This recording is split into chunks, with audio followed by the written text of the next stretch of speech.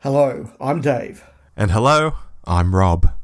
And you're listening to a Doctor Who show hot take on The Reality War, the season finale, maybe the series finale of Doctor Who, The Reality War by Russell T Davies. Rob, welcome. Hello, Dave. Yes, I'm here, and I've put aside the urge to go and find all those Facebook posts over the last couple of weeks where people have dropped a laugh emoji on me or replied to say how wrong I was to suggest that Ncuti Gatwa would be leaving the show, and leave them so as I was saying kind of remark, but I'm going to be the bigger man, Dave, and just record this hot take instead. Well, we'll get to how prophetical you have been, Rob, but first of all, happy birthday for the other day. Oh, thank you very much, Dave. Thank you. And yours is about to pop, I believe. Midnight tonight. Yes, very good, very good. 2 Geminis. Yes, absolutely. So, Rob, we're here to talk about The Reality War. I turned this off about 12 minutes ago. You were probably about an hour ahead of me. I was an hour ahead of you, Dave. Fair enough. Rob, let's start as we always start. What is your word of the week? My word of the week, Dave, is time. Time. My word of the week is Hades. Ooh, a good one, yeah. Thank you. Well, you don't know what it means yet. All right, Rob, let's do the second thing we do every week, which is ask what was your overview, your aerial view of this. What did you think of The Reality War by RTD?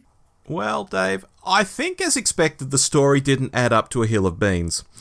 And everything in it feels just got magicked, if I can put it that way. The Doctor falling to his death, magic door. Conrad needs to be sorted out. Ruby makes a magical wish.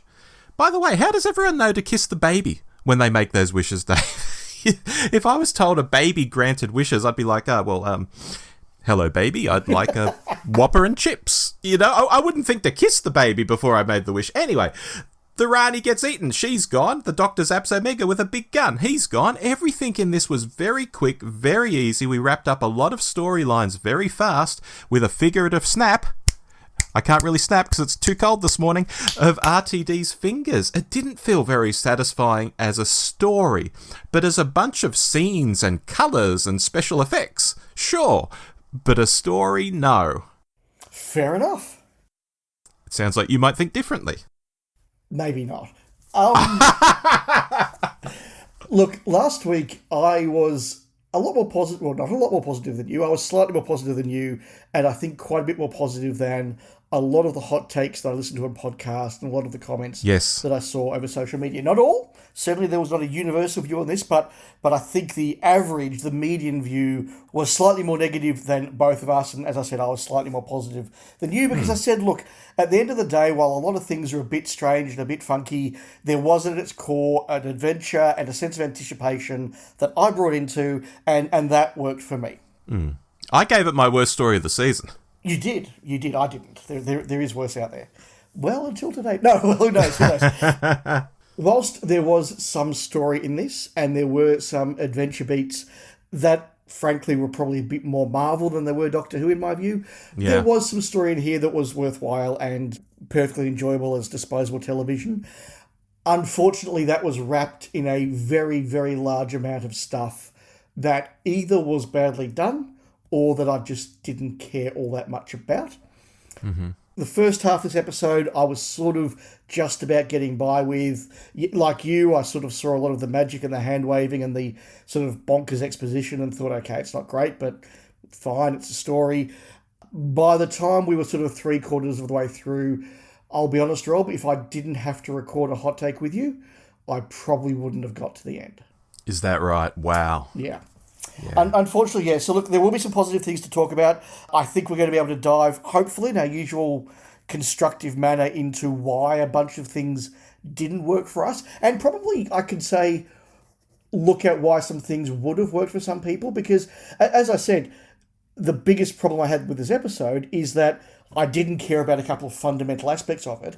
If you did care about that, this is another one that I think may have hit very, very differently. Are we talking Poppy? We are talking Poppy. Yeah. So look, you've raised the child in the room. I think Yes. we are certainly meant to care about Poppy. We're certainly meant to buy into this idea that she is the Doctor's daughter. We are invested in that, and she's also Belinda's daughter. We're invested in that it's a cute baby, and we're meant to really care about what her fate is. We're meant to be, in tears when she disappears, and we're meant to see the 20 minutes of let's bring Poppy back as something other than I don't care. If you are invested in Poppy, then I suspect, presumably, those beats meant something to you, and you were perhaps rolling an emotional roller coaster there, or at least an emotional slide. I don't know whether it would be quite roller coaster worthy. I just didn't buy Poppy at all. The kid playing her didn't, have any lines or anything to sort of let us know this person's character. She at no point did I believe that she was the Doctor's daughter, because she was created by magic in this wish world, not through the act of love between two parents or anything like that. She just sort of was created. They knew her for all of about half a day, and sorry, maybe I'm being cold and heartless, but yeah. Let's unpack that. I mean, they are in the wish world, and Belinda even had the line, I've had the baby in a day. So obviously that's not possible without it being magic. So has the Doctor and Belinda had sex? No, they haven't. So it's not the Doctor's daughter. And then we even get the thing about Time Lords being sterile from the Rani. And Dave, can we just go down that rabbit hole for a moment? I almost had a punch the air moment when the Rani said the Time Lords are sterile. I was like, oh, Jesus Christ. Oh, wow. They're doing the Curse of Pythia. Looming is going to be a thing. Oh, my God. But no, the Time Lords are sterile for a completely different reason. Why? Why go so far to something many fans believe, that Time Lords are sterile, and not use the actual explanation we've had for decades and really burrow the point into that lore, Dave, rather than making up something new? I don't get that. Am I too nice when I have my writer's hat on to want to play with established canon and lore, and make sure things fit? I must be some sort of weirdo when it comes to writing, because I would have used that. If you are, I am too. We could be Gemini weirdos together. Because, like you, I also had the moment of, oh wow, yes, they're sterile. It's the Pythia again. Oh, maybe they're going to go down the lung. No. And then she started talking about the genetic bomb or something. Now, Gallifrey's been destroyed so many times in the last 20 years. It's a bit difficult to keep up. But the last time it was destroyed was when the Master wiped them out to create the cyber Time Lord things. Yes. So I don't think it was actually called a genetic bomb or whatever it was that the Rani called it that time. So this is sort of retrofitting an explanation on top of that. Unless, of course, this is a subsequent time or a previous time that the Time Lords have been wiped out. It must be, because why would the Master's bomb involve sterility when he was just killing them? What would be the point? They're already dead. Point. Okay, so we've got another destruction of Gallifrey. Cool, right, fine. Yeah. Okay. Back out of that rabbit hole, but yes, I had the same thought. Yeah, and like the Poppy thing ties into Belinda very much. You had fears she'd be sidelined this episode, Dave, I know. And even at one stage they did put her in a box. Just to say, go in this box for a while. They literally said, please get out of this story and go into a box completely physically isolated from this story. Which I think just sums up the path of Belinda Chandra as a companion. We will, I suspect, unpack this a lot more when we do our cold take at the end of June. But in a one-sentence summary, a companion, I said, had the promise to be the modern series Elizabeth Shaw when she first turned up, has just been the equivalent of Dodo. Yeah. Or worse than that, the equivalent of Jamie in the Moonbase, spending her whole time kept out of stories and just saying, oh, look, the Phantom Piper, sorry. Oh, look, I'm a nurse. And then in her final story to just be relegated to being locked away in a room so she doesn't have to interfere with the plot while the previous companion gets to do all the hero moments. And then her fate to be, your job is just to be a mum. Not that there's any just about being a mum, let me be clear, but... No, not at all. We've talked about in the past about the slightly problematic and very dated concept of classic companions just being married off. Yep. Just being mothered off, I'm not sure if that's worse or the same, but it feels very, I don't know... Single mothered off too, Dave. Yeah, it feels very, I don't know, something not quite right. Well, we had all that talk back in the days of Millie Watch and all of that something had gone a bit skew-if, and Millie wasn't going to be in all the episodes that she was going to be in, and I cannot shake the idea that the whole Poppy storyline was meant to be based around Ruby, as there was something to do with memory going on, the memory of Poppy, and it was Ruby who had the big adventure with Poppy, and they literally just shoehorned in a Poppy moment to a Belinda adventure, that was Story in the Engine, where she's like, I think I just saw a kid, might not have been a kid, think I saw a kid. That was her whole involvement with Poppy. Yeah. and yet that was the justification for her being the mother. And they even try and lampshade that, as they did last week with a couple of things, with the whole, but hang on, I'm not the one who met Poppy, I've never met her. Oh, it's magic, just go with it. Yeah. It's a coincidence, okay? Oh dear. Yes. Yeah, no, I think that whether the whole set of rumours about Millie Gibson is true, we certainly don't know at this stage, but something definitely seems to have gone amiss, and yes, it does feel like they've inserted Belinda Chandra into Ruby's story where they had to across the season and the episode, but she's really just feels like the companion you have at home when you can't get Millie Gibson. Yeah, to literally the point, as we've said, what do we do with her here? I don't know. Put her in a box. Put her in a box. Did you like that bit where they cut to the box and it was just silent and she was just sort of staring off into space? Like, is this an outtake they've just used? No, that was a really, really good moment and a very good use of sound or lack of sound. I do give the director credit for that one. Okay. Alrighty. Let's talk about the Rani, Rob. Please. So we had a good piece, in my view, of adventure for about 20 minutes around the Rani. I think we did get a sense of what was happening with this Wish world. I think that my comment last week that this is a WandaVision-esque world where the Wish is being imposed over the top of the existing world was the correct one. Yes. And we dealt with that. The Rani got her big confrontation moment with the Doctor. I thought that was a good moment. I thought that Archie Panjabi did a really good job in that confrontation, and frankly acted Shooty Gatwa off the screen in that moment. And even Bonnie Langford, who actually I've been a big fan of Bonnie Langford's, but she, I don't know what was going on with her, but she didn't seem quite with it this episode. And so we got some adventure. We got the Rani sonic screwdriver being better than the Doctor's sonic mouse or whatever it is, and yeah, that was all great. I think that was probably the positive part of the episode. We got the battle between the unit tower and the bone monsters, which, look, as I said, that's to me a bit more Marvel than Doctor Who, but hey, it's an action beat, it's exciting for the kids at home.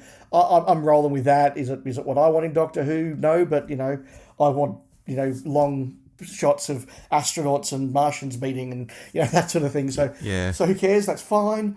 Did that part of it work for you, Rob? I think, Dave, the Rani came across really well in this episode. I had been a bit down on the last episode saying she had some missy moments and stuff, and I stick by that. This episode was much better. There was a bit of, we're going to meet our Lord and Master craziness, real zealotry, which I don't think quite sits with the science aspect of the character, but broadly, I actually really like the way Archie was playing her. But then, of course, she gets eaten in a comedy moment, which leaves Mrs. Flood. And to date, Dave, we've been thinking, and by we, I mean fandom in general, that the offshoots of bi-regeneration no longer regenerate. Otherwise, we're just going to start having sort of exponential Time Lords all over the place. So, have we brought back the Rani only to set her up in a dead end? We're killing off the interesting and ongoing one, and we're leaving the other one, this older actor who can't regenerate, and doesn't represent the same threat level for future stories if we need the Rani. It's a bit frustrating, actually.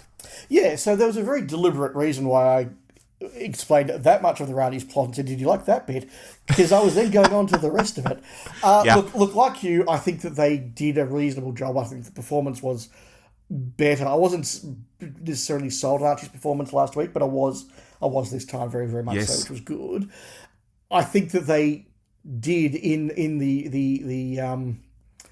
exposition act that I would call it. It wasn't so much an exposition scene as an exposition act where everybody went around the circle at unit headquarters and all explained their bit of the plot and their personal histories for 10 minutes. I mean, that was Prisoner of Azkaban levels of tedium. But Yeah. In that, there was that thing of she's just a scientist, the whole universe is an experiment to her, which was a good line and a good summary. But then we just did get into this sort of mad scientist, Omega is the Lord and Master, and I want to bring him back to basically do what Davros did with the Daleks in Stolen Earth. Yep. So, back to the well again for RTD on that one, which I just thought was a slightly bonkers plan, and bonkers plans are the bread and butter of the Master.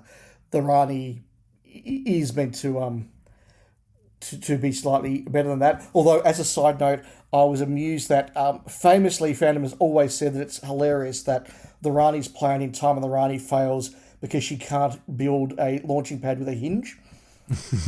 And True. I thought it's very funny, therefore, that the unit headquarters can't build a cannon that can't move without moving the entire building. Yes, what was that big ship's wheel, Dave? Yes, because you can't just turn the cannon, you have to turn the building.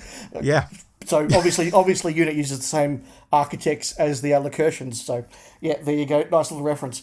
So yeah, look, the Rani was probably the best part of this episode. Yeah, I wouldn't disagree. And as you said, Rob, we have got one Rani less, and now Mrs. Flood has gone off to do stuff. Yes, I assume, like you, she can't regenerate, so that's interesting, but who knows if we'll see her ever again. I think the explanation of who she was and what she was doing kind of worked, with the exception of the whole breaking the fourth wall stuff. Which Yeah. I think now we're going to look back and just go, what is that all about? I don't think that was really quite explained or paid off. I didn't expect it would be. Yeah, I don't think it's meant to be. Yeah. Let's go on then to the other villain of the piece, Rob, and that is Omega, or Omega, as some actors said in some scenes. I think Ncuti Gatwa said Omega or Omega, depending on which recording block it was. And to me, it's always Omega. Omega sounds like a fish supplement, which is a bit sad. Yep. I could say a lot about this, Rob, but your turn. Go first. Dave, Omega. this past week, I sent you an image and I said, people are saying this is Omega in the finale. And it was sort of this half crab creature. It was a very nasty, it certainly wasn't human looking. There's that. It wasn't the creature from this story, but it interested me that Omega was still this macabre giant creature thing rather than what we've typically known in the past. So in that sense, the little rumour going around was right. It just wasn't the picture of the right thing. I don't know what it was a picture of now. But it did get me thinking as to whether Omega would be brought back as some kind of deformed, massive thing. And he was. So that was interesting. However, as we suspected, and maybe even quicker than we suspected, he was dispatched pretty quickly. We bring back this massive influential figure from Time Lord history. We're just going to zap him with a big gun and he's done in a couple of minutes. Yeah, that entire sequence was just bizarre, weird, and I think badly conceived and constructed. Yep. Let's start with the basic premise. If you're going to bring back a villain from the past, okay, it's fine. You can do that. Doctor Who has, for its history, brought back villains from the past. Sometimes they don't land for some people as well as they land for others, but you can always explain it. And look, you know, if you're watching a show that's been going for 20 years in its new iteration and 60 years in its entirety, there's a history that you may not have seen. Okay, fine. But if you're going to do that, why do you just fundamentally get the premise and the history of that character wrong? Yeah. Omega was not the first Time Lord. He was the last Gallifreyan. He's the one who sacrificed himself to create the supernova that allowed Rassilon to create the Time Lord Society and create time travel. They were not time travelers before Omega's sacrifice. So he's the last Gallifreyan before they became Time Lords, and that's the fundamental tragedy of his existence. He's the guy who sacrificed himself to create something that he never got to see. He literally burnt a sun to create a dawn he would never see. We're not doing that yet, Dave. Sorry, couldn't help myself there. But that is the tragedy of the character. And you watch the Three Doctors, and it's all about, we respect this guy as one of the greatest heroes of Time Lord history, but we can't give him the freedom he wants because of sci-fi reasons. He was in an antimatter he was universe. in an antimatter universe. The Arc of Infinity comes along, and this guy just wants the freedom to come back and exist in our universe. You get all those attempts at poignancy where the newly recreated Omega in the Doctor's form is walking through Amsterdam and smiles at a child and all of that stuff. That's... And look, that was a little cloying in the Arc of Infinity, but you can see where they were trying to go. This is a character that has pathos and tragedy about him, and to kind of ignore a lot of that and really ignore that sacrifice part of him, I think makes bringing him back pointless. To not actually give him any reasonable sort of voice or characterization and just make him a average quality CGI monster is stupid and pointless. Having him eat the Rani was just embarrassing. And to top that all off, having the Doctor kill him with a Ghostbusters white ray was just even more embarrassing. From start to finish, the use of Omega in this was, to me, just wrong, bad, terrible. Yeah.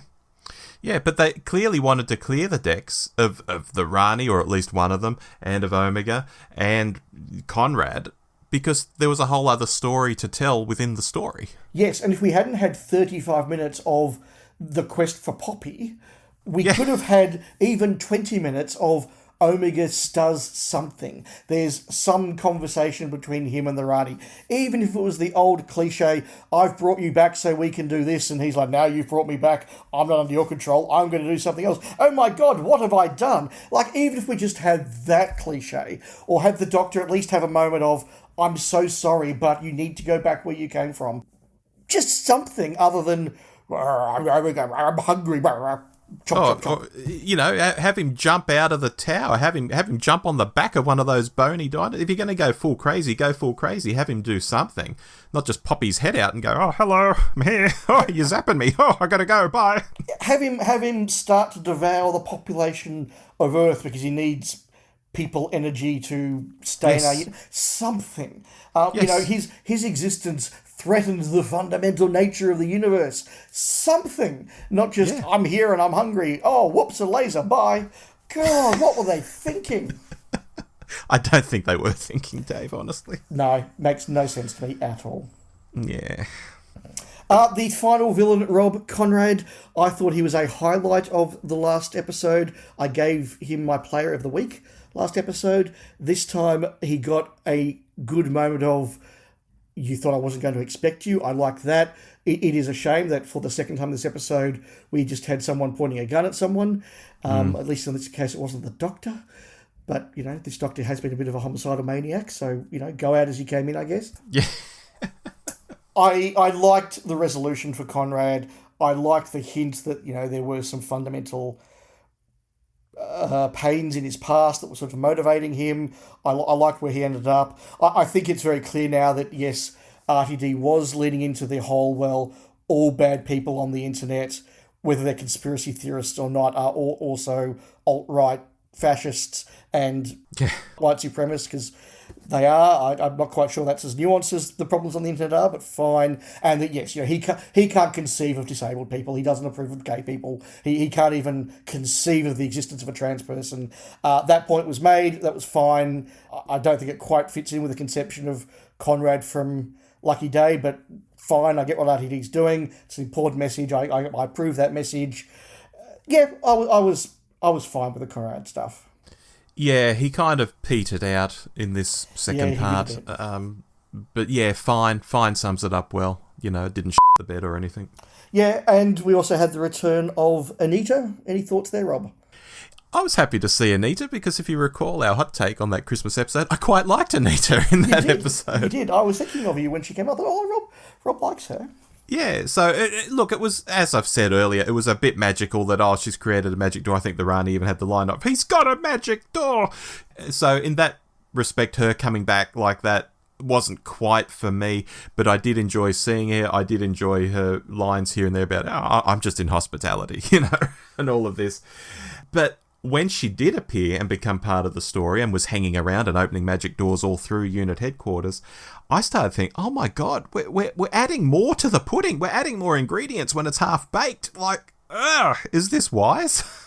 Yeah, I thought she was fine. It was a nice surprise to see her come back. In fact, I had an exchange with someone on Facebook literally last night where they said, I'm just waiting for them to explain what Anita's going on. Remember that woman that he used and abused and walked away from without any explanation? And so I thought, okay, well, they have actually brought her back. And yeah, it was quite good. I think that it was one of those things where she comes back to solve a problem and then they're not quite sure what to do with her. And, there were plenty of characters like that. I mean, Colonel Ibrahim doesn't get to do anything other than to stand around and look stunned for an hour and 8 minutes or whatever it was. So, there were too many pieces in this. And of course, now we have got the ongoing problem, Rob, that anytime the Doctor's in a difficult position, you're going, well, why doesn't Anita just open a door?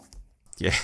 Where was David Tennant in this episode as well? Where was David Tennant in this episode? But just to rewind slightly, they did have Anita leave with the line like, oh, the boss says hi, or something along those lines. And I thought, oh, the boss is meant to be this big bad, this big bad evil. Is Anita working for the boss now? Or is maybe the boss not evil? Or was it just a line just to make us all think? I don't know. And where was Susan? Well, let's talk Susan. When Susan did her cameo, Dave, in Storing the Engine, we had a bet. You were like, she'll be back, there's more to come. I was like, nah, she's old, she hasn't acted properly for decades. They're not going to use her again because I don't think it'll work. I don't think they can. And we were both right from the point of view that, yes, she was back last episode, but it was more just brief, mysterious headshots staring at the camera.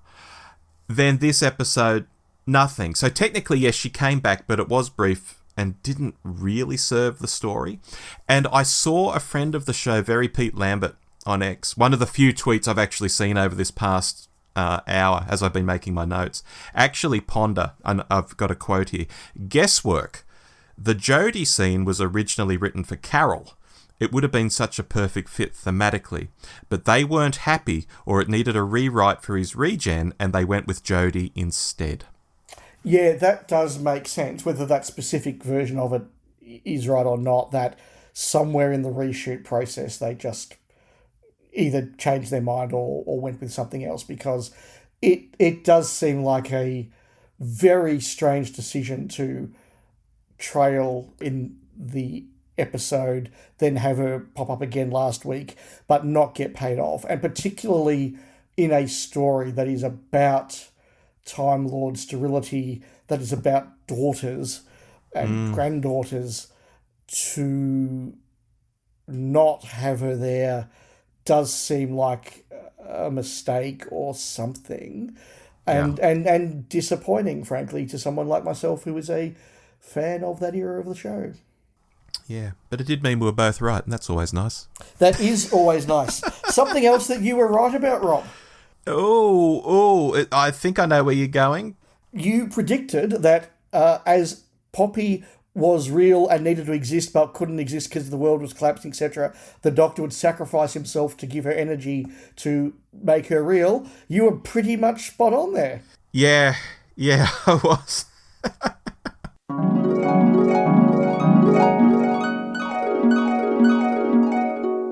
My brain is starting to ping now, Dave, and thinking, okay, what's going to make Ncuti regenerate in the next episode if he regenerates? What if he has to give all his Time Lord energy to Poppy to make her real in the real world or something? And that's what triggers his regeneration, because they don't want to leave her behind.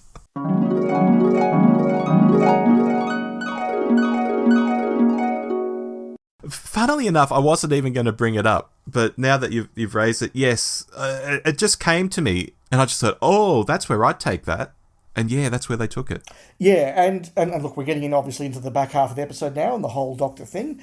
And I think that even if you hadn't said that, the moment that they wrapped up the rest of the plot and there was still half an hour left, yeah, I thought, well, this is where it's going to go. And then the instant when Poppy disappeared, I'm like, okay, so we've got to the end of the episode and now something has to happen. If it really is going to be Ncuti's last episode, which now we know it is, this is going to be it. It's going to be Ncuti has to do something. My first idea was that he was going to bi-generate, and half the bi-generation was going to be Poppy. Right. Oh, okay. And so that would be a way to write Ncuti out while getting Poppy in. So like he bi-generates into Poppy and dot dot dot. Yeah. Okay. But it turned out to be even just more transactional than that.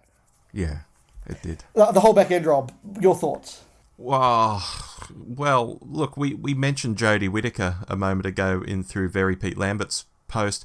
I want to talk about Whittaker because it may seem strange, as I wasn't the biggest fan of the Chibnall era, but I felt really good seeing Jodie back. I haven't had a renaissance on her era. I think swathes of it are pretty terrible. And even this past month or two, I had a Jodie superfan go absolutely nuts at me when I suggested War of the Sontarans hinged on a really dodgy plot point. He blocked me, Dave. He blocked me. But I've warmed to her a great deal over time. Not that I was ever, yuck, girl germs, about her in the first place, like some were. All of this is a roundabout way of saying this solidified her as a past Doctor for me, and a few duff lines aside, I really enjoyed seeing Jodie come back, and it's the moment in the episode, probably the only moment, I actually felt something. Yeah, I really like that moment as well. I have gone back and watched some of the Jodie era over the last few years, and I think there's some really good episodes and some really duff episodes. It's a mixed era for me, and I've always had Jodie sort of in the middle of my list of Doctors. She's not a standout favourite, but I don't dislike her, and I think she's got some really good, quirky moments. But this was distilled quality Jodie Whittaker, I thought the performance was just spot on. I liked the scripting of it. I liked the interactions. It was just a nice moment, and I think, yes, it does... validate's not the right word, because she was always a valid Doctor, but it adds an extra validation or something over the top that you're right, you go, she's even more a part of history and canon and achieves elder statesperson status, I guess. Yeah, and I did like the line where she's like, I never tell people I love them, maybe I should tell Yaz. And he's like, you never tell Yaz. And I was like, yes, we didn't retcon that, we nailed it, and there's some sadness there, I like that. Yeah, and it is a nice summation of the Gatwa Doctor, whether you like the in touch with his feelings, emotional, lovey-dovey Doctor or not, and that is a big if, but that is who that Doctor was. And so him going out saying it's okay to tell somebody you love them, whilst I sort of, sighed because I'm a cold, heartless sci-fi fan, that is a nice summation of who his Doctor was, and I think it was well done in that sense. Yeah. But overall, Rob, I'm not going to sit down and sort of break down that last 20 minutes blow by blow. That wouldn't be fair or particularly fun for me, and certainly not fun for the listeners. I will just say, though, that I just wasn't invested enough in Poppy to really care that the Doctor was on this quest to save her.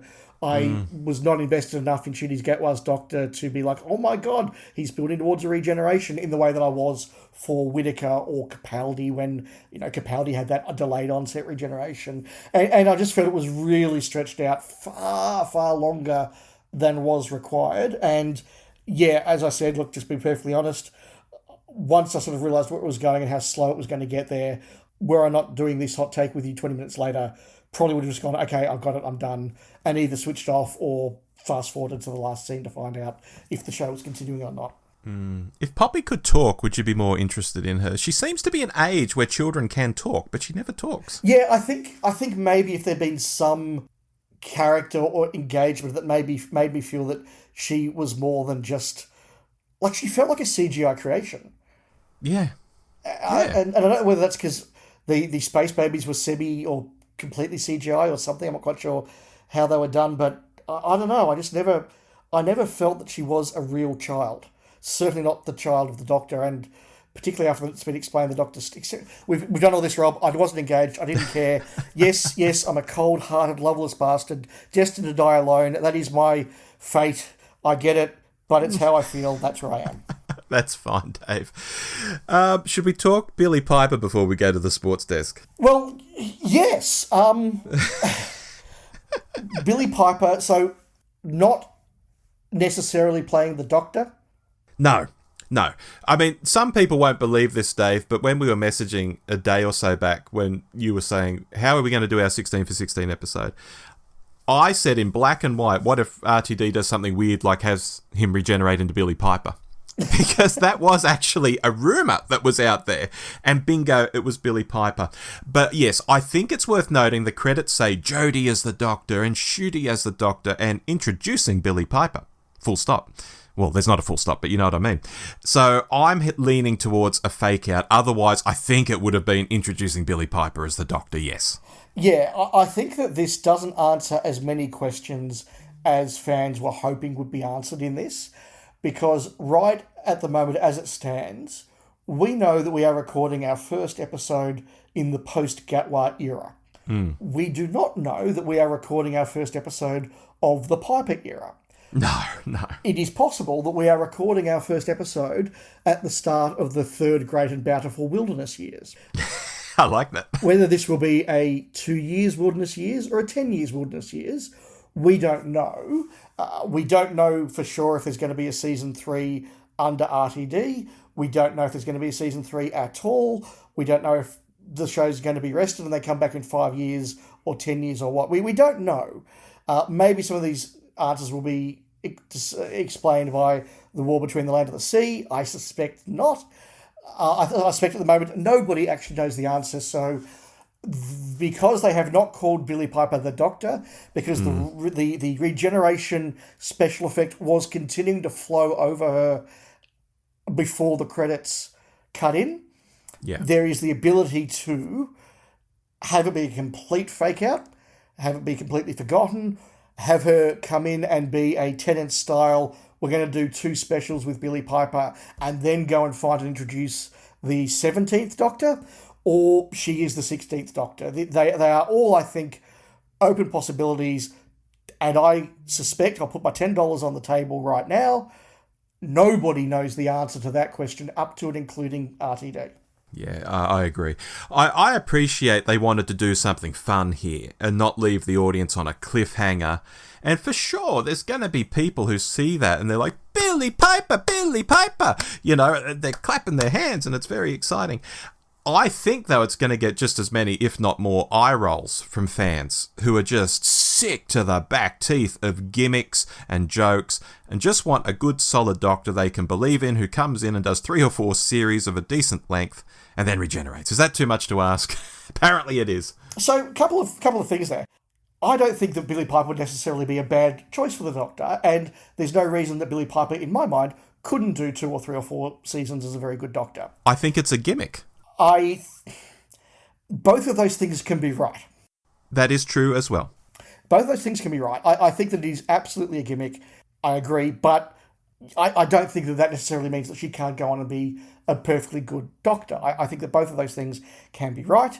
I think that we have long said, wouldn't it be really amazing if they didn't tell us that the Doctor was going to regenerate? We didn't know it was going to be an era finale and we got a surprise regeneration. Hey, they did that. Now, yes, we've all sort of heard the rumours that Shooty's probably going, and we all sort of walked into this going, there's a reasonable chance this could be a regeneration story, but the BBC didn't go out and say it's a regeneration story, and I think for a lot of the general public, there would have been oh wow, the Doctor's regenerating, oh that's quite a shock, and then the surprise of Billy Piper. They did stick it in cinemas in the UK though, and I saw people online saying the only reason they do this is like multi-Doctor stuff or a regeneration or something, so something is going to happen. And some people were using that as their reasoning for why Shooty was probably going to regenerate. Sure, but if you're the sort of person who's going to the cinema to see Doctor Who, you're not completely general audience, so true. Yeah, that's fair enough. And look, your comments before did remind me of the great final battle between Sayward and Nathan Turner about the ending of Trial of a Time Lord, where Sayward wanted a cliffhanger ending, and John Nathan Turner said, A, you can't just have a whole season arc and then not wrap it up for the audience, but B, if there is a risk the show is not coming back, having the Doctor not regenerate and just fade off with an open-ended cliffhanger is the perfect excuse to cancel the show. Don't give it to them. So I think RTD is saying, look, if we did it completely open-ended, that's just an excuse to go, that's the cliffhanger Doctor Who's done, drawing a line through it for the next however many years, if not forever. This is his way of going, I now have options. Yeah, agree. But, yes, for a era that has brought back a lot of very strange and random ideas, and an era that has gone back to the well many, many, many times, including literally once. Even copied its first season, almost episode for episode. Copied its first season. I think that it is just a real sign of... Put it this way. If you think that the RTD2 Gateway era was creatively bankrupt, bringing back Billy Piper would be the final absolute full stop nail in that coffin. Mm-hmm. I get that. I also think that it is ironic that for an era that wanted to bring back the Rani twice and Omega and a whole lot of other bizarre stuff, Gatwa becomes the only television proper Doctor to never meet the Daleks. All the time then. Yeah, and he wanted to meet Daleks. That was in one of his early interviews. That's what he wanted to meet. Yeah, so other than McGann, and let's face it, McGann only had an hour and a half on television, he's the only Doctor to not meet the Daleks. I think he's the only one other than Pertwee to not meet the Cybermen, and even he got to wave at them in the Five Doctors. So, yeah, I think it is a shame for his era that for all of the bringing back crap from the past, he didn't get to meet good crap from the past. Yeah, agreed. But for now, we're going to the sports desk. Let's go.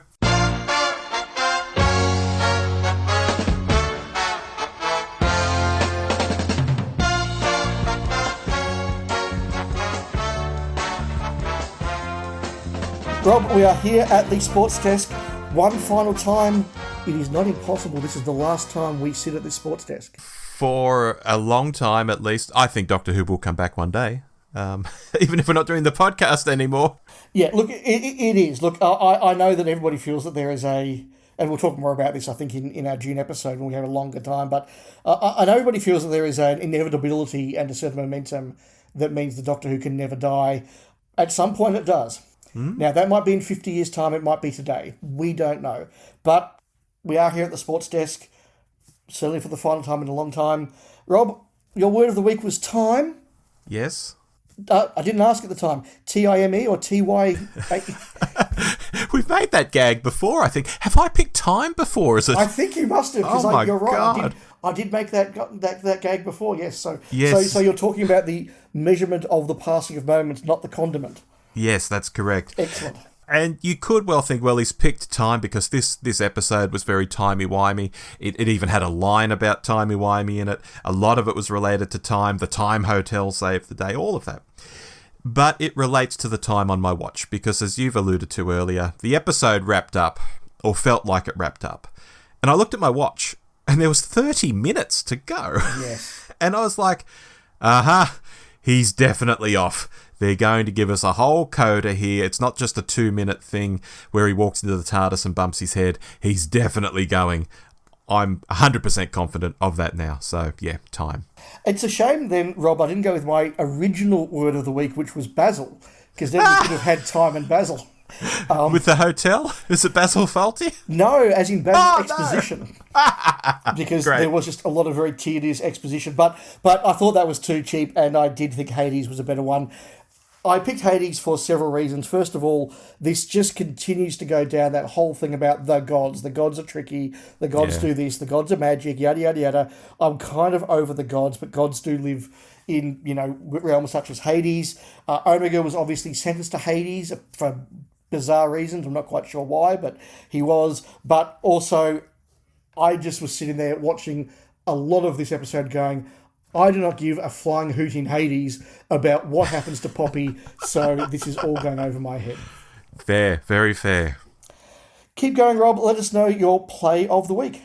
And how many snaps do you reckon we're going to get out of our play, foul, and player, do you reckon? Oh, 2. I reckon 2 is very possible.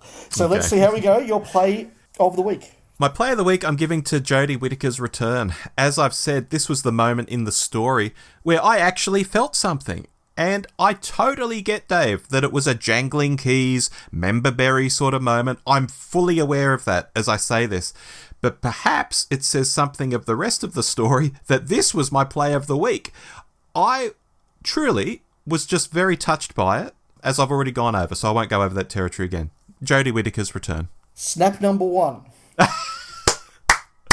Great. I also had the 13th Doctor's return as my play of the week. That was a moment that made me look up and did make my cold, loveless heart go, no. And so, yep, it was... And just her performance was just really, really good. It was really, really good. I think she was another one that acted Chitty Gatwa off the screen. So yeah, Jodie Whittaker, play of the week. Fabulous. I'll keep going with the fail of the week. This may not be a surprise given what I said during the course of our conversation, but that entire segment with Omega, the fish supplement monster, I just think that the conception, the rewriting of history, the crappy CGI, the crappy voice, the eating the Rani through to the Ghostbusters super laser defeat was just bang after bang after bang, stupid, terrible, and a massive foul. Yeah, not a snap. My foul, Dave, is making this less of a story and just a collection of scenes where stuff happens, and it just was messy and didn't hang together for me. Yeah. Fair enough. Keep going, Rob. Who was your player for the reality war? My player for the reality war, Dave, is Archie Panjabi as the Rani. Although she goes out in a pretty terrible way and does sort of go a bit crazy at the end, most of her performance is really good, and I was thinking I'd like this character to be a returning character with Archie playing her. I'm really enjoying this. There's something of Kate O'Mara about her, but there's also something quite original too. This is great, and then she's eaten by Omega. So I don't know where that leaves us, but Archie Panjabi for me. Snap number 2. There we go. And they were the two I was thinking. Yeah, likewise. I thought there was a chance on Omega, but I thought that was less a chance. But no, look, I agree. I think that her scenes, particularly those with the Doctor, were fantastic. It was a great performance. I had exactly the note you did, that she felt like she had the essence of Kate O'Mara without being Kate O'Mara, and without being a pastiche of Kate O'Mara and adding her own thing to it. I just think it was a really strong performance. And yes, I just go back to, if we hadn't had half an hour of the search for Poppy, we could have had a really cool story that did something with Omega and used Archie Panjabi really, really well in an adventure against the Doctor. Why can't we have that, Rob? Why can't we have that? Because we had to care about the baby. Yeah, it's a great question. Yeah, the way she was delivering lines, she didn't chew the scenery. She didn't go too camp. Like that line about, I think they want us to mate. She delivered pretty well, whereas I think someone else might have really overdone it. Like, I think they want us to mate, done something like that. Yeah, she was just on the right side of it the whole way through, pretty much. Yes. So, look, that was the reality war. Rob, I want to mention one final quote I wrote down here. Mm-hmm. She's made of hopes and dreams and wishes. That's all children. What a wanky line. What a wanky line. I think that is fundamentally the issue with this episode. If you buy into that, yeah, you probably felt the emotional beats of this. And listeners, if that's a lot of you out there and this is just us not getting it, very interesting, because we have not seen, I certainly haven't seen any comments about this. But if you just, even if you like babies and you like Poppy, but you're like, she's not worth half an hour and the end of the Doctor, this episode I think is going to fall completely flat. Yeah, I liked this episode more than last week's, Dave. Ooh, hence why I would say this is a 6.5 out of 10. And last week I gave 5.5. And even though I tried really hard in places, I felt nothing for anyone aside from Whittaker, as I've discussed. And Shooty, maybe, as he was saying the obligatory lines about himself towards the end, I was thinking, this is nothing like I'll always remember when the Doctor was me from Smithy, or lines like that. And I was wondering, is it just the writing here, or is he holding something back in his performance because he hasn't maybe enjoyed his time, or that he's leaving the show, or whatever?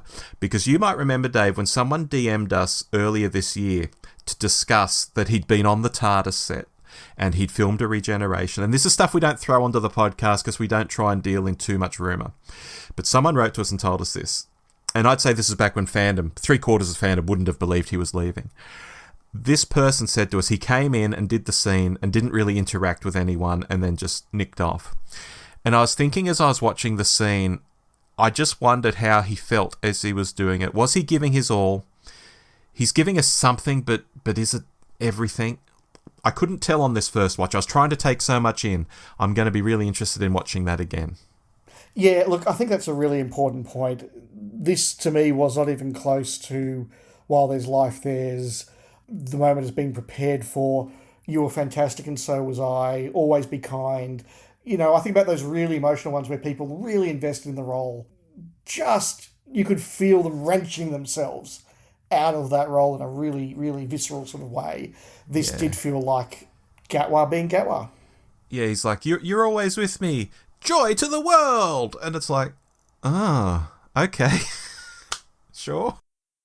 Yeah, even Tag Yurette from Jodie had a real sort of poignancy about it that this didn't. And maybe that's because of how my views on Ncuti Gatwa's Doctor have solidified over the course of this last year, even whilst I've been enjoying it more than last year. But they are thoughts for our cold take at the end of June. Yeah, I had some notes here on Ncuti, but I think I will save them for the cold take. They're probably better off there. Yeah, so Rob, you gave this a 6.5? I did. Yeah, look, I'm going to give it a D. I think that's a very, very rubbery D. And as I go back over the next few weeks and review a few of these episodes and collect my thoughts, I will be regrading them. I think a number will change. This one is not my worst episode of the year, I don't think, but it is going to be down there. Yeah. It's all of mine are going to change, I think, in some way. Yeah. Yeah, no, fair enough. But look, we have gone on longer than we normally would, but less than the episode. Fortunately, it was an extra long episode, so we're allowed an extra long review. Never let the review go longer than the episode, and we've done that. But look, this has been fun. I don't know what's going to happen to Doctor Who over the next little while. We've obviously got the spin-off series to come, and we'll decide what we're going to do about that when it happens. We've got a lot to talk about. Next Sunday, we will have our Alternate Galaxies on Andor Season 2. The Sunday after that, we'll have our Jin and TARDIS on the Ribos operation, and then we'll be back the Sunday after that for our monthly episode with news, short takes, and a cold look back at the Ncuti Gatwa era, particularly this season. Not hot takes, having had time to think about things, look at other opinions, digest other thoughts. Here's my listeners, and we're going to be including a lot of listener feedback in that episode. This is a time to go back and reflect on it all. But till then, I've been Dave. And I've been Rob. We'll speak again soon. Bye-bye. Goodbye.